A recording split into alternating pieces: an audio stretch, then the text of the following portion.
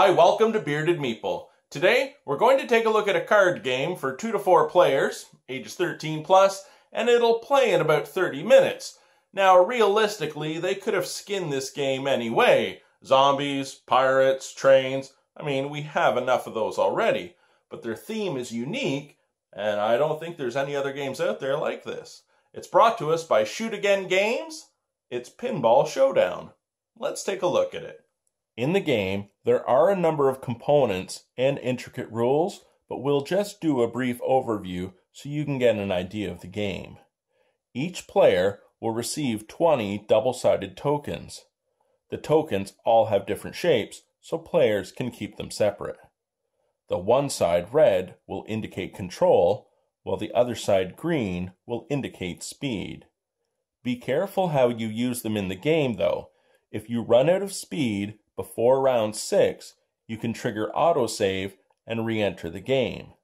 However, if a player runs out of speed after round 5, they'll trigger game end. Each player also receives a ×2 token. During the game, you will have 2 separate scoring piles. If wizard mode is activated during the game, any cards that you collect and are able to fulfill during that round will be worth double the points. And there are a number of ways to keep the wizard mode activated during the game. We have the start player token, the combination cards, and the playfield device cards. The combination cards, those will be collected as you earn the playfield device cards. There are 12 in the deck.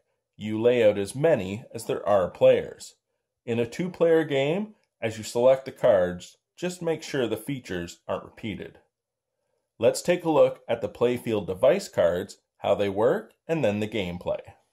The playfield device cards are going to gain you most of your points, hopefully doubling if wizard mode is activated, and you can use certain cards together to gain the combination points. Combination points can't be doubled, just so you know. Each card gives you certain information. The number on the right of the card will indicate how many of that card there are in the deck. The top number gives you the card value. The number on the left gives you the speed requirement you need to have to be able to collect that card. The little circles with either equal signs, plus signs, or minus signs will greatly affect gameplay depending on which way they're activated. Some cards also will have bonus effects as well. Turn order is as such. Each player will secretly select a playfield card from their hand. They'll be shuffled and then displayed face up. That way you don't know which player played which card. A player then has 3 options. They may choose to do so in any order, or they can do nothing. You can bid on a playfield card, increase your speed, or buy a discarded playfield card. You then claim the playfield cards, resolve any cards, check for drains to see if someone is going to enact autosave or trigger game end, and then claim any combinations. In a 3-player game, we would select 3 combination cards. Wizard mode is set to off. The deck is shuffled. Each player receives 10 cards.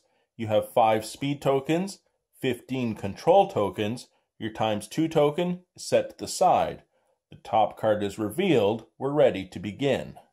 And while the gameplay may seem fairly straightforward, a lot of the strategy in this game comes from knowing when to bid or not to bid. So a card is flipped, everyone selects a card from their hand, they're shuffled, and they're laid out in the playing area. You have 3 options you can now do.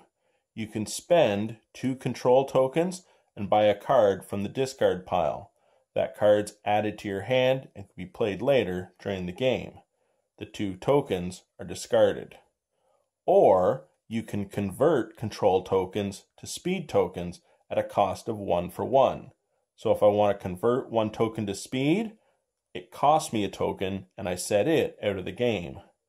The third thing you can do is bid. We'll look at that a little more. After bidding, you claim the cards if you meet the requirements needed. resolve them, check for drains to see if anyone has any speed left, or if they're going to autosave or trigger game end, or get your combos from cards you've collected. Remember, Wizard mode will turn off and on during the game to double points on cards collected.